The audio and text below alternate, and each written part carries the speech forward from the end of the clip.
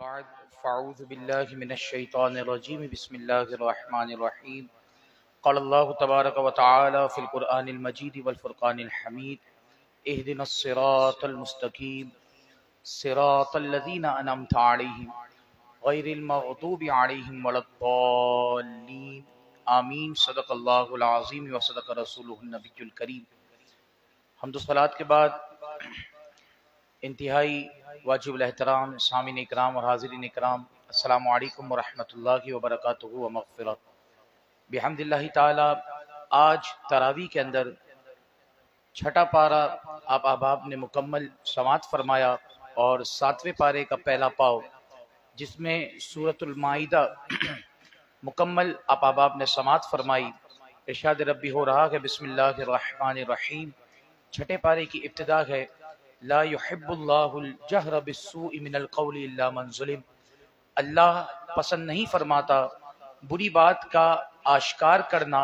بری بات کو ظاہر کرنا،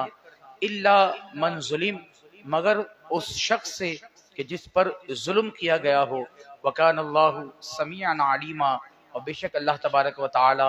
بہت سننے والا اور بےحد جاننے والا ہے۔ اور فرمایا ان تبدو خیرن، اور اگر تم ظاہر کرو کوئی نیکی، او تخفو یا اسے پوشیدہ رکھو، او تعفو عن سوء یا کسی کی برائی کو تم معاف کر دو، فإن اللہ کان عفوا قدیرا، تو فرمایا بے شک اللہ معاف کرنے والا اور قدرت رکھنے والا ہے۔ اس کے بعد اللہ تبارک و تعالی نے سورۃ النساء کی اختتامی آیات کی طرف جو عیسائیوں کا اور نصرانیوں کا ایک عقیدہ تھا حضرت عیسیٰ علیہ نبی علیہ السلام اور ان کی والدہ محترمہ حضرت مریم رضی اللہ تعالیٰ عنہ کے متعلق کہ وہ انہیں بھی خدا کہا کرتے تھے، تو یہاں پر اللہ تبارک و تعالیٰ نے اس کا رد فرمایا اور فرمایا یا اہل الکتاب، اے اہل کتاب، لا تغلو فی دینکم، اپنے دین میں حد سے تجاوز نہ کرو، ولا تقولوا علی اللہ الا الحق، اور نہ کہو اللہ کے متعلق اور اللہ کے لیے مگر سچی بات۔ انما المسیح عیسیٰ ابن مریم رسول اللہ، بے شک مسیح عیسیٰ ابن مریم کچھ نہیں مگر اللہ کے رسول ہیں، وکلمتہ، اور اس کے کلمے ہیں، القاہ الی مریم وروح من، جسے اللہ نے مریم کی طرف القاء کیا، وروح من،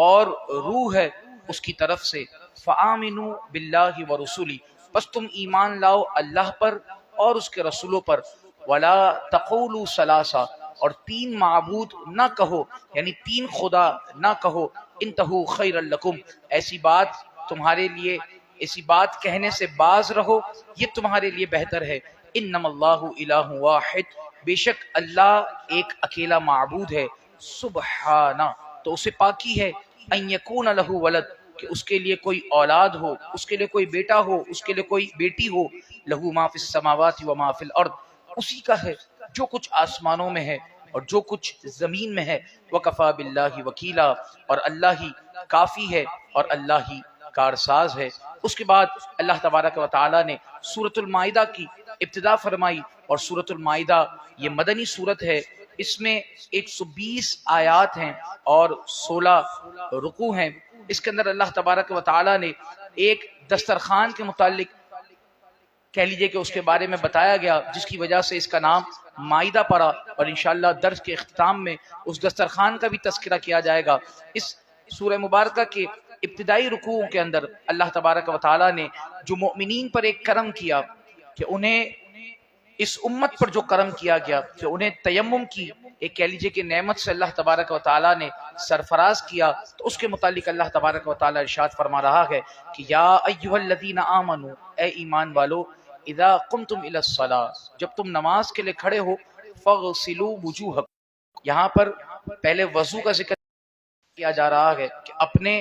چہروں کو دھو لو اگر تمہارا وضو نہ ہو، وایدیکم الی المرافق، اور اپنے ہاتھ کونیوں سمیت دھو لو، وامسحوا برؤوسکم، اور اپنے سروں کا مسح کرو، وارجلکم الی الکعبین، اور وارجلکم الی الکعبین، اور اپنے کمن، اور اپنے پورے ہاتھوں کا اس پاک مٹی سے مسح کرے گا۔ اور پھر فرمایا گیا ما یرید اللہ لیجعل علیکم من حرج، اللہ نہیں چاہتا کہ تم پر کوئی تنگی کرے، ولیکن یرید لیطہرکم، لیکن اللہ چاہتا ہے کہ وہ تمہیں خوب ستھرا کر دے، تمہیں خوب پاک کر دے، وَلِيُتِمَّ نِعْمَتَهُ عَلَيْكُمْ، اور تم پر اپنی نعمت کو پورا کر دے، تمام کر دے۔ کیوں؟ لعلکم تشکرون، تاکہ تم شکر گزار بندے بن جاؤ، اور تاکہ تم اللہ تبارک و تعالیٰ کا شکر ادا کرو۔ اور اس کے بعد اللہ تبارک و تعالیٰ نے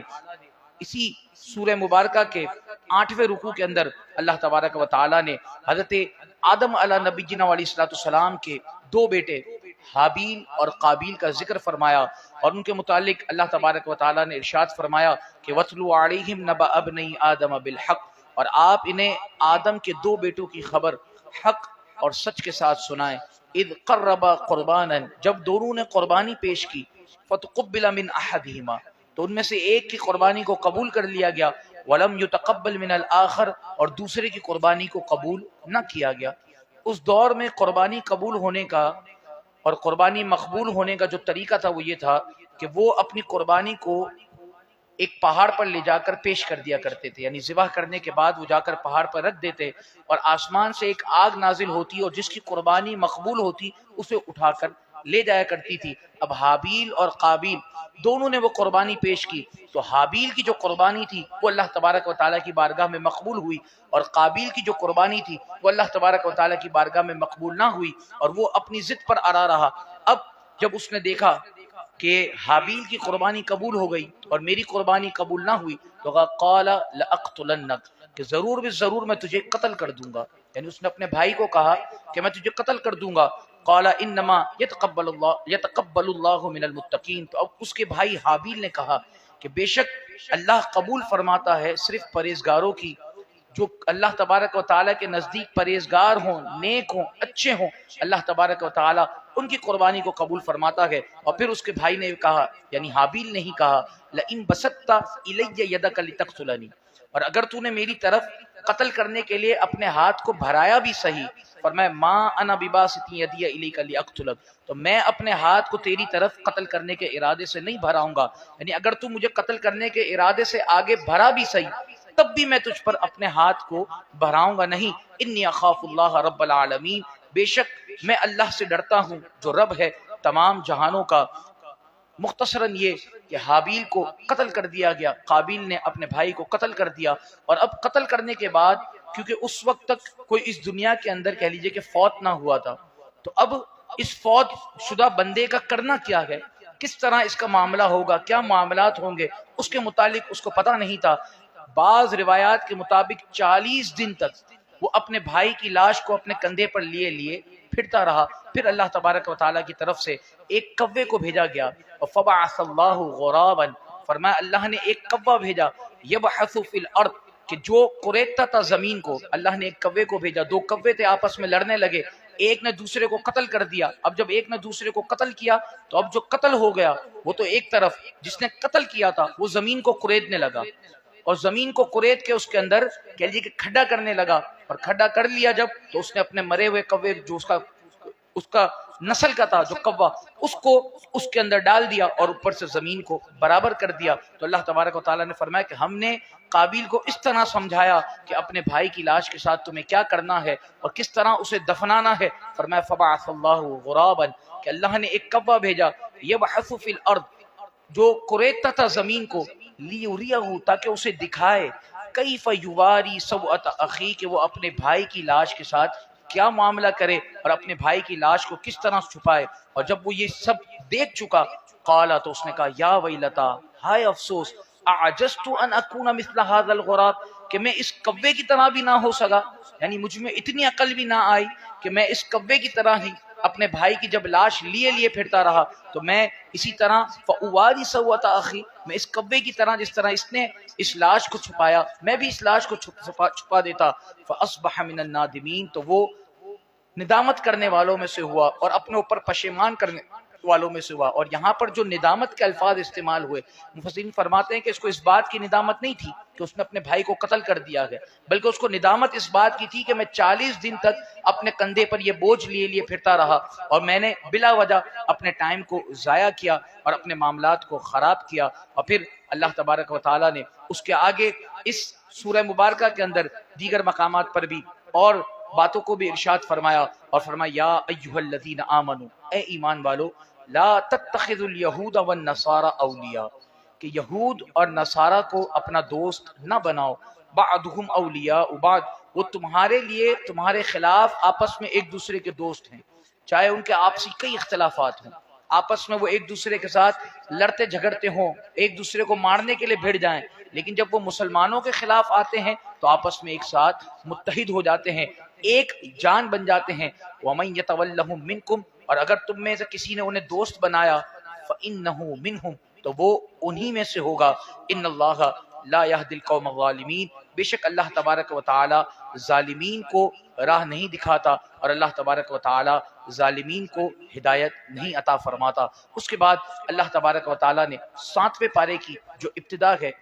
وہ فرمائی گئی، اور فرمایا گیا وَإِذَا سَمِعُوا مَا أُنزِلَ إِلَى الرَّسُولِ، اور جب سنتے ہیں اس قرآن کو جو نازل کیا گیا اس رسول کی طرف، تَرَىٰ أَعْيُنَهُمْ، تو آپ دیکھیں گے ان کی آنکھوں کو، تفیض من الدم، کہ وہ آنسوؤں سے بہتی ہوئی ہیں، آنسوؤں سے لبریز ہیں، مما عرفوا من الحق، یہ اس لیے کہ انہوں نے حق کو پہچان لیا، یقولون، وہ کہتے ہیں، ربنا آمنا، اے ہمارے رب ہم ایمان لائے، فاکتبنا مع الشاہدین، تو ہمیں حق کی گواہی دینے والوں کے ساتھ لکھ دے، ہمیں حق کی گواہی دینے والوں کے ساتھ اٹھا۔ یہ آیت مبارکہ حبشہ کے جو نجاشی بادشاہ کا دربار تھا اس کے متعلق ہے کہ جب حضرت جعفر طیار رضی اللہ تعالیٰ نجاشی بادشاہ کے دربار میں پہنچے تو انہیں وہاں پر، کیونکہ مشرکین مکہ کا وفد بھی آیا ہوا تھا، اور اس نے کہا کہ یہ ہمارے بھاگے ہوئے غلام ہیں، یہ ہمارے حوالے کر دو، تو اب نجاشی بادشاہ نے کہا کہ مجھے پہلے ان کی بھی بات سننے دو۔ اب دونوں طرف سے بات سنی گئی، اور اس نے کہا کہ کیا تمہارے قرآن کے اندر حضرت مریم رضی اللہ تعالیٰ عنہ کے متعلق بھی کوئی بات کہی گئی ہے؟ تو کہا کہ ہاں بالکل، سورہ مریم پوری ایک سورت حضرت مریم کی طرف منسوب ہے، اور سورہ طٰہٰ کے اندر بھی آپ رضی اللہ تعالیٰ عنہ کا تذکرہ موجود ہے۔ اب جب حضرت جعفر طیار رضی اللہ تعالیٰ عنہ نے انہیں وہ آیات پڑھ کر سنائی تو ان کی آنکھوں سے آنسو روا تھے، ان کی آنکھوں سے اشک بہہ رہے تھے، اور فرمایا کہ مؤمنین کی بھی یہ شان ہوتی ہے کہ جب وہ قرآن کو سنتے ہیں تو ان کی آنکھوں سے آنسو بہنے لگتے ہیں، جب وہ قرآن کو سمجھتے ہیں تو ان کی آنکھیں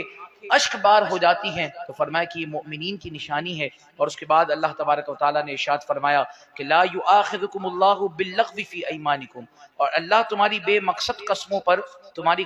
گرفت نہ فرمائے گا، ولکن یؤاخذکم بما عقدتم الایمان، لیکن تمہارا مواخذہ فرمائے گا، تمہاری پکڑ فرمائے گا جو تمہاری پکی قسمیں تم کھاتے ہو۔ اب اگر کوئی شخص اللہ کی قسم کھا لے کسی بارے میں، اور اب اگر وہ اس کو پورا نہیں کرتا تو اب اس قسم کا کفارہ ہے۔ آج جو ہمارے یہاں پر بات بات پر جھوٹی قسم کھائی جاتی ہے نا، یہ کوئی ہلکا اور کہہ لیجیے کہ ہلکا معاملہ نہیں ہے، بلکہ اس پر بڑی سخت پکڑ ہے۔ اور فرمایا کہ اس کا کفارہ کیا ہے؟ فرمایا فکفارتہ اطعام 10 مساکین من اوسط ما تطعمون اہلیکم، فرمایا ایسی قسم جو جھوٹی قسم ہو اور جھوٹی قسم کھائی گئی ہو، ایسی قسم کا کفارہ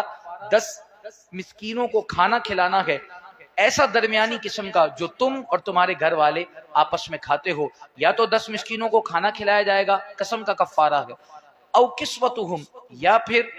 10 مسکینوں کو کپڑا پہنایا جائے گا، ایسا کپڑا کہ جو آپ ایک نارملی انداز کے اندر اور درمیانے انداز میں پہنتے ہیں، او تحریر رقبہ، یا ایک غلام آزاد کرنا پڑے گا۔ اور پھر فرمایا کہ اگر یہ تم سب نہ پاتے ہو، اگر اتنی کہہ لیجئے کہ تمہاری استطاعت نہیں ہے، فمن لم یجد، ان میں سے تم کچھ نہیں پاتے، فصیام 3 ایام، تو 3 دن کے متواتر روزے رکھنے ہیں۔ کتنے؟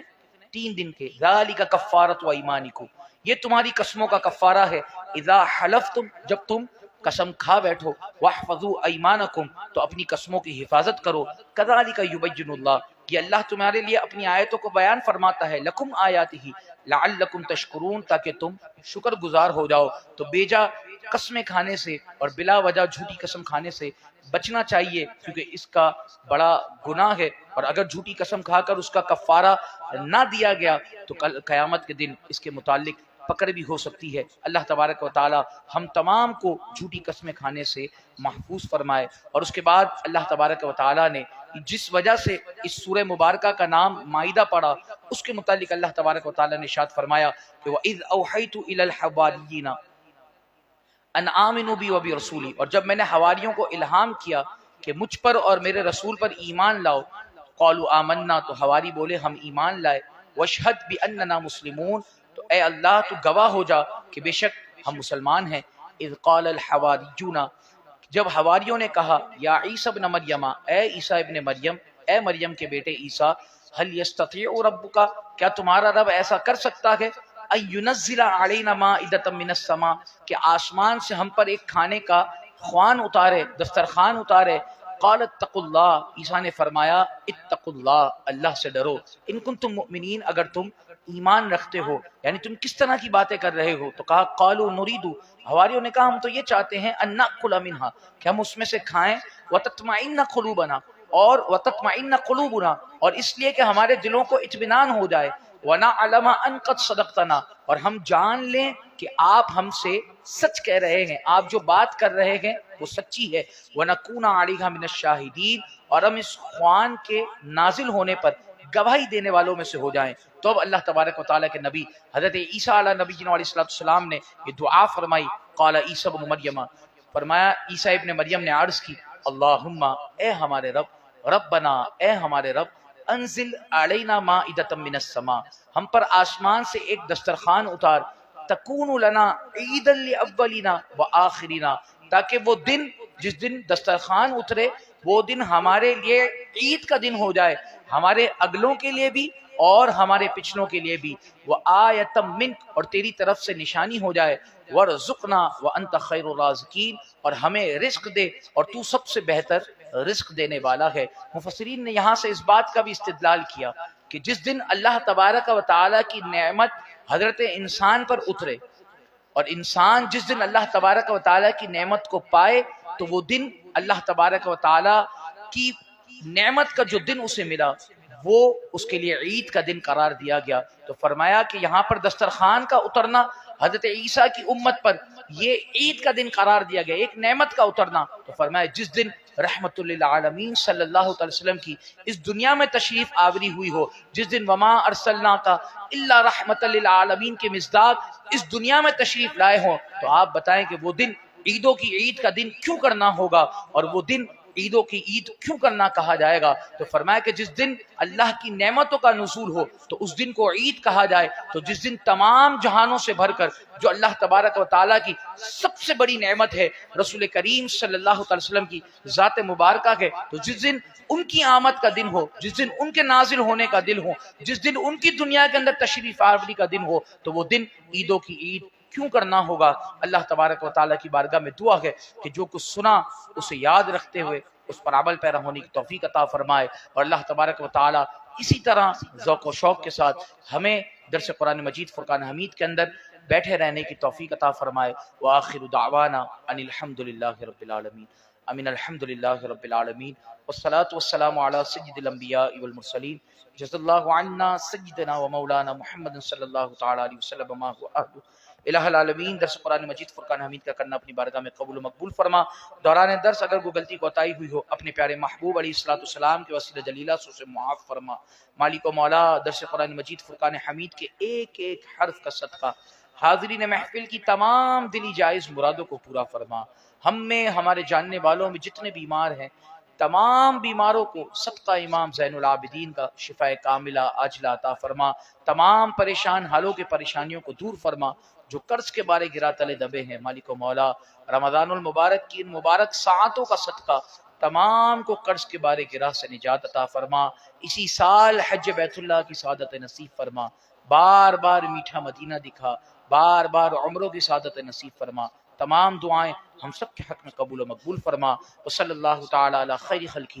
ونور عرشہ وزینۃ فرشہ محمد وعلی آلہ واصحابہ اجمعین برحمتک یا ارحم الراحمین بحق لا الہ